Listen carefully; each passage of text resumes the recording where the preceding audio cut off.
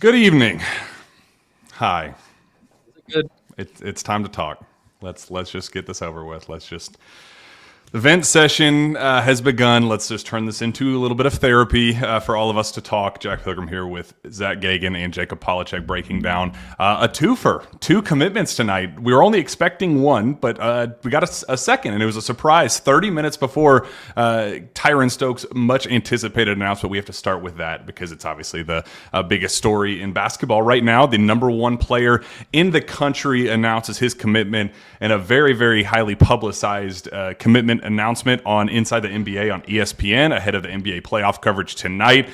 He sits middle of the stage, the whole world watching him. He pulls out some Panini cards and then pulls out a little box of he got us. He had a blue little ribboned box thing, and he pulled that apart. And then Charles says, "Oh, there's a lot of blue there," and he says, "Don't get your hopes up." And I was like, "Ooh, we definitely know where this is going." He unties it all, and then we get a 2K26 box of Tyran Stokes on the cover wearing a Kansas Jayhawk uniform. Zach Gagan, your immediate thoughts on the number one player in the country, a Nike partner, a Nike athlete, choosing Adidas top brand ambassador?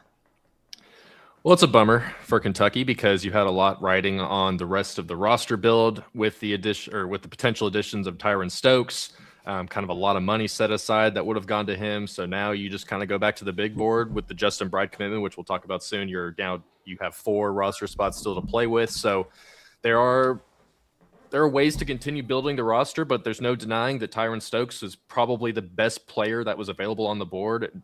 No matter if it's portal or high school, you can maybe make an argument for a couple of the guys that are looking at going to the NBA. But otherwise, that it's a massive loss. Like, there's really just no other way to spin it. Like, Kentucky was in a good spot for a while back, at least in the fall, felt like things were turning in their direction, and then it all kind of shifted into Kansas. The Adidas stuff apparently didn't matter too much.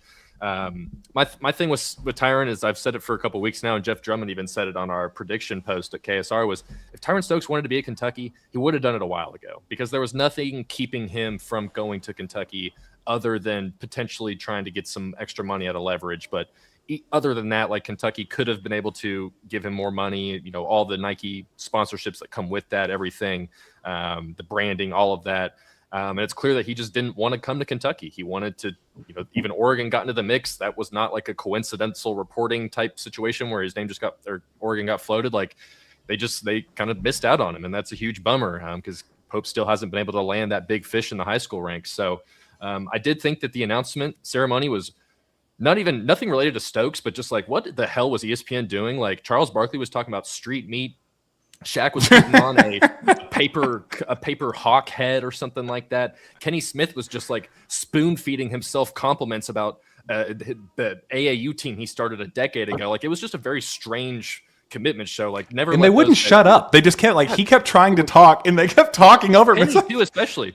Shut up. Like, Ernie was like, okay, let's let Tyron Stokes talk, because he's who we're here to talk about. Kenny Smith. No one cares about you. To be fair, letting him talk, the mics were not working for him at all. What is this? A rapid reaction or something? Come on, get your stuff together, ESPN. Like, it's not that difficult. We're in charge of technical difficulties around here. If all anyone's right. Gonna screw things up, it's us, buddy. Like, if anyone's gonna be passing microphones back and forth in a live show, it's gonna be us. Okay, so get your own slant, ESPN. But yeah, from just the pure basketball perspective, the pure recruiting perspective surrounding Mark Pope, like, just not good. You hate to use the W word, but that's kind of what this was. It feels like, is Kentucky was in a great shape to land him, and they just couldn't pull it off. So that's a huge bummer. And the Mo Williams tweet, that can be a whole separate conversation. But man, we have a whole horrible PR segment to wrap this sucker up. Yeah. So those are my thoughts. So you can pass it on to Jacob. So Jacob, the intel in this recruitment, we've been covering this extensively for like 2 years now, 3 years now. I mean, we've been getting to the bottom of Tyron Stokes and just how all over the place he has been, just intentionally trolling and misdirection, and just loves keeping people on their toes through all of it. But the intel going into the fall was that Kentucky was the overwhelming favorite, that going into Big Blue Madness weekend, that a commitment was coming and it was going to be to Kentucky. We talked at the time right now that he kind of goes by the beat of his own drum, did not like that it got leaked, and decided to just push it off because, he's Tyron and he can go on his own timeline. So as time creeps forward, there's some speculation that he could be exploring a mid-year enrollment that we talked about on KS Board around the time that, wasn't a super serious thing, but it was something just kind of just double, triple down about how serious things were with Kentucky, that it wasn't just about committing to Kentucky in the class of 2026. It was he could be joining in January and playing for the team this season. So things were so far along with Kentucky as he distanced himself from that. He changes schools, and we get into 2026, and Kansas saw the opening and was like, well, shoot, all right, if this dude just doesn't want to commit to Kentucky, then I guess we can jump in and try to steal him away. He loved Bill Self. Loved his relationship with Tay Kinney. That was something, but the Nike hurdle was a very real one to get us to this point. So from that point forward, talk us through the Adidas versus Nike, get us through to the spring where we have the random Lexington visit and just the intel that came from that to get us to this point here in late April. Yeah, I mean, to start off talking about the Adidas Nike thing, like that was a continual effort from Kansas to cross that hurdle, to get across that. It was something that was not a foregone conclusion, but when you get to April and the kid hasn't decided and Bill Self and his staff are still involved, there was some optimism that, hey, they would have backed off this recruitment. They would have known by now if the Adidas Nike thing would have been a hurdle.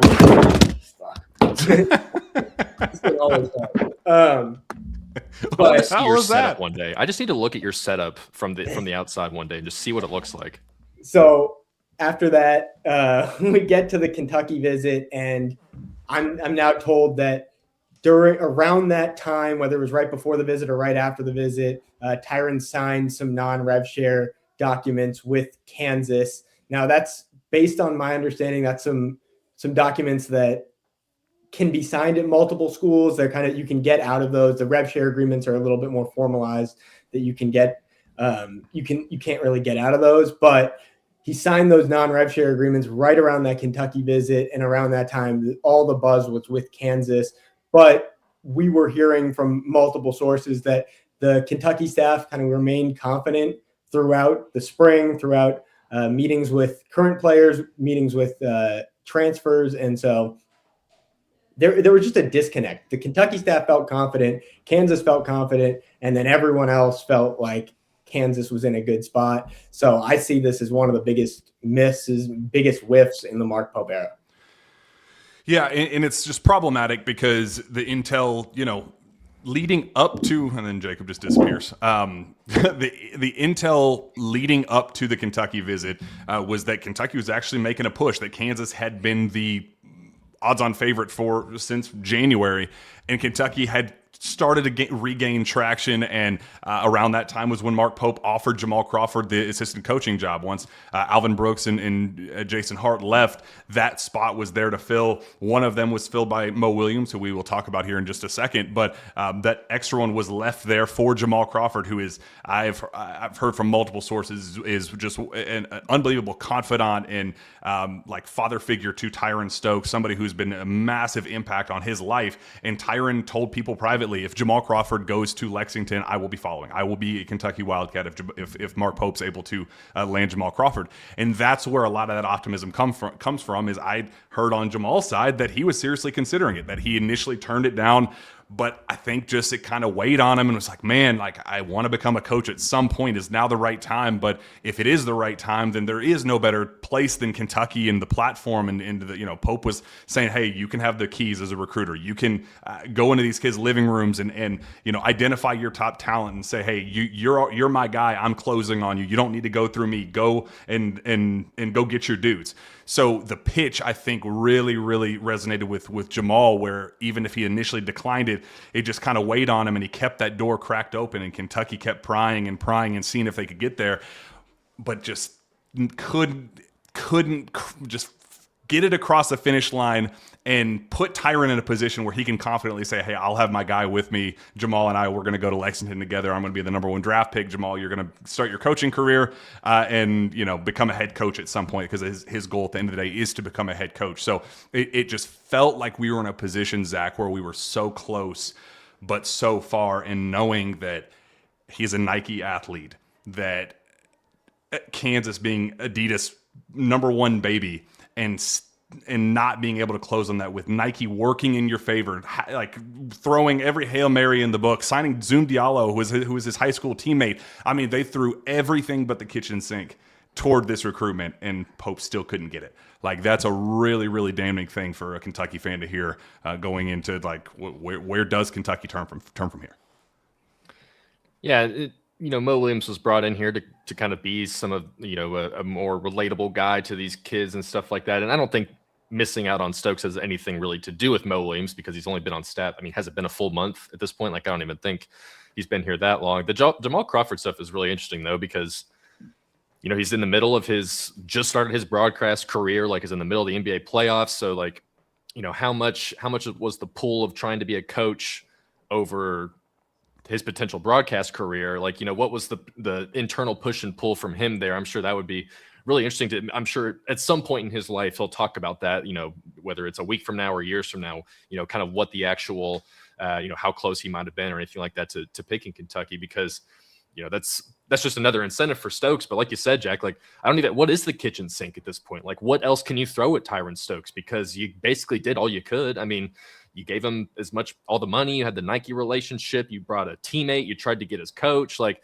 it does kind of get to a point where, I guess, what else can you do to convince this kid that he needs to come to Kentucky? And I think it just comes back to the fact that he just didn't want to be here. So I don't know. I'm sure there's plenty of reasons why, but I'm trying to think, could you offer more money? Maybe, but it doesn't feel like money in the end, or like, at least at the very end here, money probably wasn't at least the deciding factor. If it was, close enough, like, how much more money were you supposed to spend on this kid to try and get him to come to Kentucky? So I don't know what else that Pope really could have done, but at the same time, like, you kind of had him in the bag and then you just lost him. So I'm sure there was some last ditch effort that they just couldn't get to with Tyron, or maybe he even turned that one down. So it's going to be a bad look moving forward until, Pope can figure out a way to land one of these big fish that he just hasn't really been able to pull yet.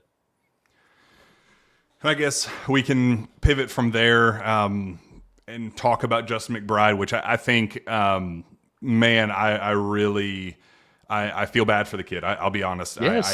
That's what I was about to say. I love Justin McBride. I love the addition of Justin McBride and what he brings to the table as that 7th, 8th man, versatile forward who just does so much good. Like, not the best defender in the world. Like, he's a flawed player, but for what he provides, he could be an awesome. Think a better version of Ainsley Almanor. That role, that spark plug, man. Just give us something and go change the game off the bench. He is that guy. It's a perfect addition.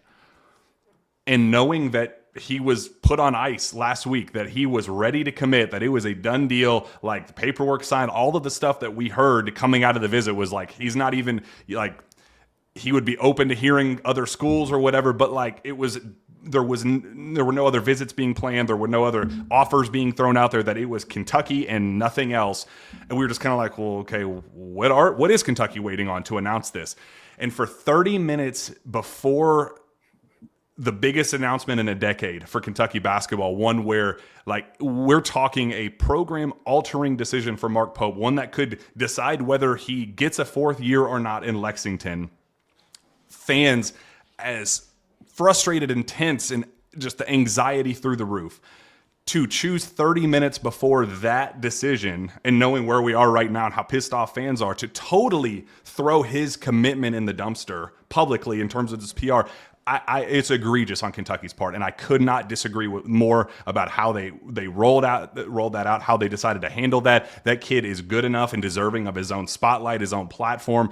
If you were going to do this nonsense, announce it last week. Like, we had a whole weekend full of nothing. He could have been announced Friday, Saturday, Sunday, and everybody would have celebrated it and said, you got Usman Njai, who we're also a big fan of, and now you have your backup 4 perfect complementary fits. Like, we could have spent an entire weekend talking about how important it is for Pope to have those 2 locked up. And now his decision and commitment is a total afterthought, and that's a shameful thing for Kentucky in their execution with that, among other bad PR things. Zach, I know you wanted to address the other part of that with Mo, but I just had to get that off my chest. I really think that they did disservice to Justin McBride today. No, I 100% agree with you. Like, that was just, I don't understand the thinking from that. Like, you pretty much told the fan base that you're not getting Tyron Stokes 45 minutes before he committed that was just kind of like the soft launch of like, okay, Tyron's not coming. Let's soften the blow a little bit by announcing that Justin McBride committed. Maybe that was his decision. Maybe he wanted to commit right then, but I have a feeling that it wasn't. I have a feeling that it was probably a Kentucky-based thing. I'll say this, Jack. I was at the Champions Blue Board of Governors meeting earlier today, among a bunch of talk about ADs, the AD search and all that. There was a bit where they were talking about media training for coaches, not necessarily like media talking to us, but like social media as well, like being able to just kind of navigate those waters a little bit better. And the last 2 hours has been a masterclass in what not to do. Do not have a kid commit 45 minutes before you lose out on the number 1 player in the country that you so desperately need. Do not, Mo Williams, send out a tweet to Tyron Stokes saying, let's go, right before he's about to make the decision, knowing that is either a recruiting violation, or if he didn't know that it was a recruiting violation, it's like, is no one talking to him? Like, who had to come up to him and say, hey, you can't do this. You can't just tweet at these kids that aren't signed yet. Like, and even if he was signed to Kentucky, it's like, what do you do? Like, are you trying to troll I don't understand the thought process behind that. So just the last 2 hours have just been of like, just bad PR, I think, all around, from just simple mistakes of tweeting at kids that are not signed to having a kid announce and kind of like be the shield for the fact that you're about to miss out on the number 1 kid in the country. Like, I really hope that Justin McBride is not, I'm sure he's getting some good DMs, but I'm sure he's getting some bad ones too. And I hope he's not looking through all that stuff, because I can imagine he's going to get some unwarranted, unnecessary hate from all sorts of different fans because of how this kind of all unfolded. And it has nothing to do with him, because he is a legitimately good player. Like you said, kind of the backup 4, the Ainsley Almanor comparison I like. Like, he was a 40% three-point shooter guy. He's a rising senior. He's got experience.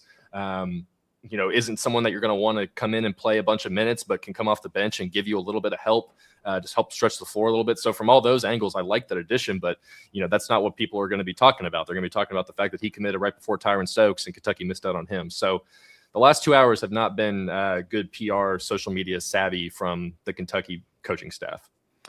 And Jacob, you talked to him, and you also talked to somebody very close to Justin. So walk us through that part. And as my read on it is that it was a Kentucky-driven timing decision. Am I correct in that assumption? Yeah, and talking to sources close to McBride, the decision to announce at 6 o'clock Eastern was purely UK's decision. He got the paperwork in. He submitted their side of the paperwork earlier in the day. Kentucky got their side in, and they decided to announce it at 6 p.m. I'm honestly like embarrassed for how Kentucky has handled all of this, from the Tyron commitment, from how you publicize this Justin McBride commitment, because I'm really excited for the Justin McBride addition. I think that he's going to be a really good player, and he adds something that you really need in shooting. But I mean, the Kentucky staff just handled this so poorly, not having the right intel, not just locking themselves in a box by not getting information to them, and then just looking like having egg on their face because you have Mo Williams' tweet. Kentucky clearly thought they were getting Tyron Stokes, and all the intel was that they were not. It's frustrating. Yeah, I think, Zach, I think the biggest issue and concern for Kentucky fans right now is the next. Like, what comes next? it wasn't that it was Justin McBride, that a commitment happened 30 minutes before Tyran Stokes. Because if it were Milan Momcilovic has signed with Kentucky 30 minutes before, they'd go, well, all right. Yeah, all right. Forget Tyron Stokes. Let's go bring Milan home.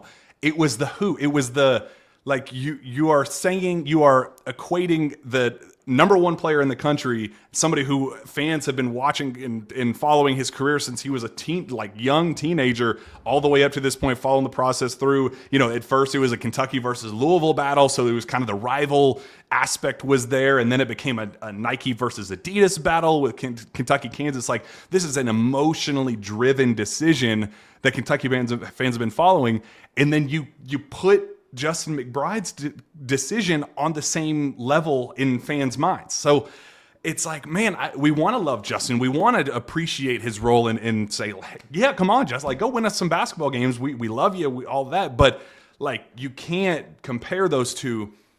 And now fans are still going, okay, well, is Usman Njai going to be your starting 3 and Justin McBride is going to be your 4? Like, are we banking on, Braden Hawthorne making a superstar leap to play the 3 spot? Is Cam Williams, if he can stay healthy, can he be that guy and take his own leap?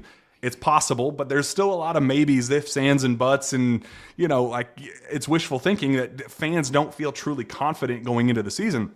Where does Kentucky go from here? I think the obvious names are Milan Momcilovic and Alan Graves, but is there any other rabbit that Pope can pull out of his hat here? Go for it, Jacob. Oh, to me? Oh, my bad. Yeah. The obvious one is Jerome Morton, the kid from Winchester, played for GRC, won a state championship there, started at Moorhead, and then spent last season at Washington State. And he would be a very quality backup guard, depth guard. Was it his dad, or did he say it to you, Jacob? I think it was his dad who went on record saying that we know that he's going to be a backup at Kentucky.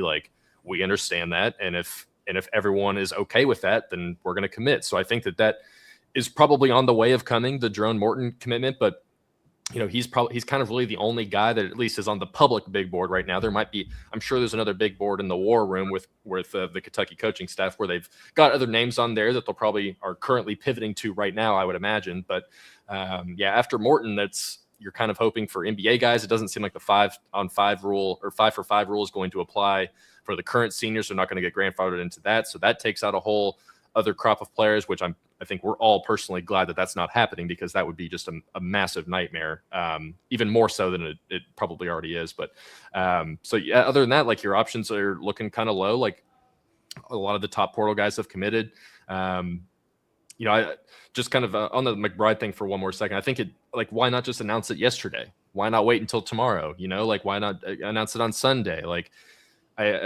Even if you announce it tomorrow, fans might still get upset, be like, oh, you're just doing this because, Stokes. But you got to have a little bit of a buffer, it feels like. And Justin McBride was the buffer for the fact that they missed on Tyron Stokes. Or even worse, they thought they were getting Tyron Stokes and were like, let's have a 2-for-1 within an hour and let's have them both pop, which would be, I hope that wasn't the case, actually, because that would be more damning than anything.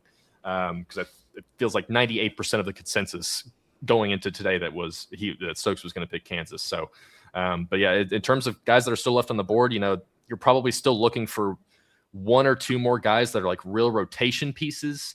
Maybe 2 or 3. I'm trying to think of the roster at the top of my head. You're going to be banking on a lot of guys trying to take some leaps. I think Malachi is one that you're kind of expecting him to take a pretty decent leap. But then Cam Williams and Braden Hawthorne, one of those 2 guys has to kind of really jump up to the next level.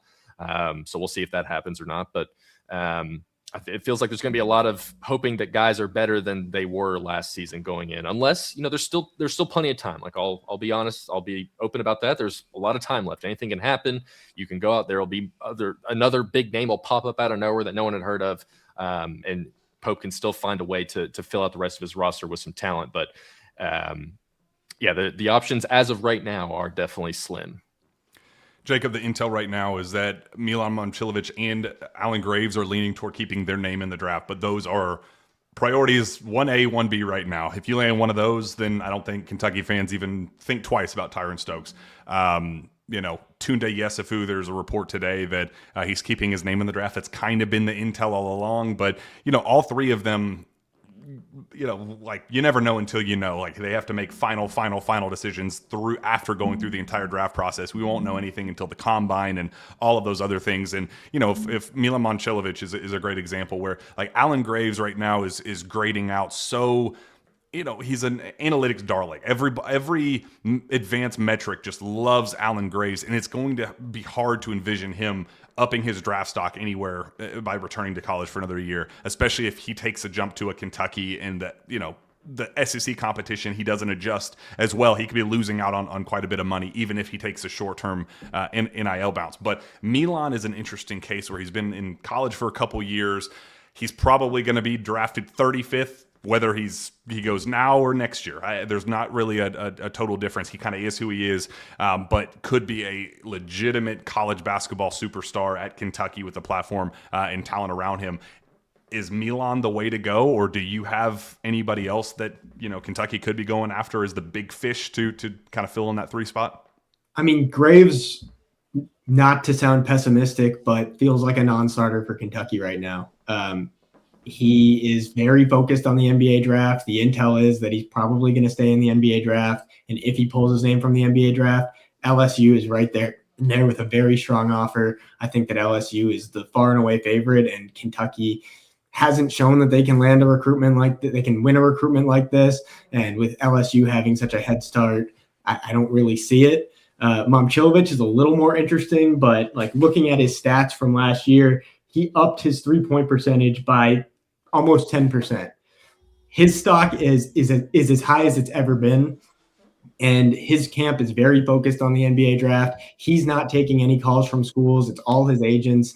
And if he pulls his name from the NBA draft, yeah, I think he is your guy. He's the guy you go after. But right now, the signs are that he's going to keep his name in the NBA draft. And from there, the other options on the board are maybe some reclass options. Obinna Ekeze's taking official visits right now and just included Kentucky in his top 5, but Kentucky doesn't really have a lot of buzz there, and he's a 5-man that wouldn't even start ahead of Malachi, I don't think. You have Ryan Hampton, who you extended an offer to yesterday.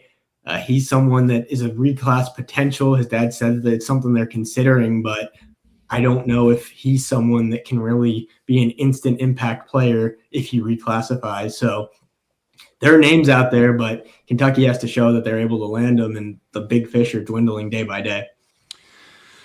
Oh, all right. Well, let's start wrapping this thing up. But what do you need to see here next, Zach? What's going to, is there anything that the fan base can hear right now to feel better about how just the sequence of events has unfolded today? And, what does Mark Pope, I think a bigger question, what does Mark Pope need to do to just kind of get past this, massive dark cloud? You put out that tweet about the level in the sky with, from the plane, I feel like he needs a big-time PR win fast. What does he need to do? Yeah, I think some fans will probably suggest that maybe he needs to come out and say something to the media or make a statement or release. I don't think that's the way to go. I'd say it's just continue, just hunker down, man. You got to find a way to go land someone. I don't care how it happens. You just got to go figure out a way to land a real quality guy that you can plug into your starting lineup from day one. So, all due respect to Justin McBride and Jerome Morton, I don't think those are your plug and play starters from day one. So you still have to go get one of those guys, whether it's a 3 or a 4. That's I think the only thing that's really going to get Kentucky fans at least back on board isn't the right phrase, but I think you get what I'm saying there. At least to have fans not be breathing down his neck all the time, you got to just find a way to land somebody. And it doesn't have to be tomorrow, but the good news needs to start rolling in the next week or so, or else it's just going to continue to snowball. And maybe at that point, if we do go weeks without nothing, then maybe he does need to come out and say something. But I'm still kind of under the impression that he just needs to continue to work in silence, hunker down, and or at least publicly work in silence. And you just got to go get somebody. So I don't know who that player is, but they've got a big board than we do. So they've got their guys that they're prioritizing, and I don't know. It's just a matter of finishing the deal. They just haven't been able to do it. On that note, Jacob got some intel on his end, and I got some on mine of Mark Pope currently flying somewhere overseas to go meet with an international recruit. I don't know who that is yet, but that is something that we are keeping a very close eye on. You're probably not going to win the PR battle with the international path. Like, it's just such an unknown. Fans aren't, too up to date on all the different leagues, and it boils down to like explaining like, well, this league is comparable to the NBA summer league and the G League, so like it translates to being a really good player in the SEC, but you never know. So but at this point, it's not about that. Like, Pope just has to put a winning product on the field, on the basketball floor. Winning cures all. Like, there wasn't a lot of positive PR buzz going into his first year, and that was one that we all loved and saw that season as an overwhelming success. Even though nobody really thought going into that year that they were going to win a championship had they stayed healthy. Like, that was a team that was capable of making a run. So I think that's probably the best thing for Pope to do. Just trust your eye. Go, trust your evaluation. Don't do anything rash, or don't swing for the PR fences right now. You've already taken enough hits. Like, don't do anything that could dig you deeper into the hole. Focus on your evaluation and land some people that really fit your system and your style of play that can contribute to winning. And we just have to. It's going to be a long summer. Like, if you don't land one of these other draft guys, it's going to be a very, very long summer, and we'll just see what happens. So, but appreciate our friends of Colt for being friends with us through all of this and keeping the lights on during a very, very dark time and a dark day for Kentucky basketball. Friends of Colt is dedicated to informing and educating Kentucky citizens about the coal industry and its vital role in the state's future. Head to friendsofcoalkentucky.org to learn more. We have a lot of work to do. We got to figure out what is the next pivot for Mark Pope and the Cats. So we're going to go get to work. But until then, appreciate you guys tuning in. For Jack, for Zach, and for Jacob, we'll see you next time. Go Cats.